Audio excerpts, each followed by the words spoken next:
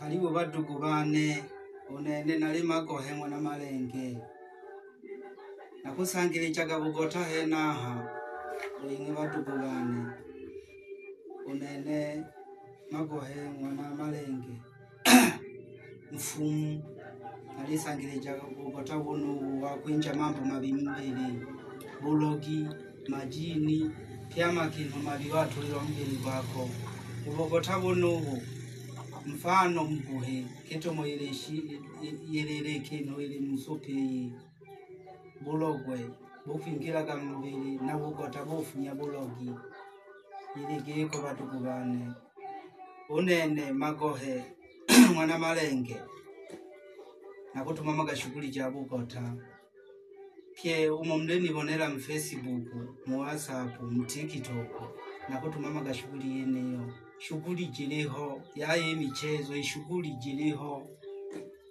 yaye uko yomba hamu geki tugemera gatukula gulaga nalibalomba pye abo mndingira kulola mambo ganelolagi emilimo yiliho kwa nyie ambao hamuelewi ninachokiongea ndugu zangu mimi Mnyamwezi mimi Msukuma maana nimechangia sehemu mbili na waelekeza kwamba kazi hii ya utabibu ni kazi na sio kwamba tunaigiza, tunafanya kazi. Hii dawa ninayoichanganya hapa ni dawa ya kutoa vitu vibaya vyote vilivyomo kwenye mwili. Uchawi aina yoyote, iwe mapepo, iwe kulishwa uchawi, iwe kutupiwa kitu chochote mwilini kwako. Hii dawa ninayoichanganya hii inaitwa dawa ya Idubula, inatoa kila kitu uchawi kwenye mwili wako. Uwe umeteswa uchawi aina yoyote, uwe umewekewa matego, uwe umefungwa vifungo, uwe umefanya nini, mfano mfupi hiki kitu kilichomo kwenye chupa hiki. Kilivyoingia na kinawezekana kutoka, basi na uchawi ndivyo unavyotoka kwenye mwili wako.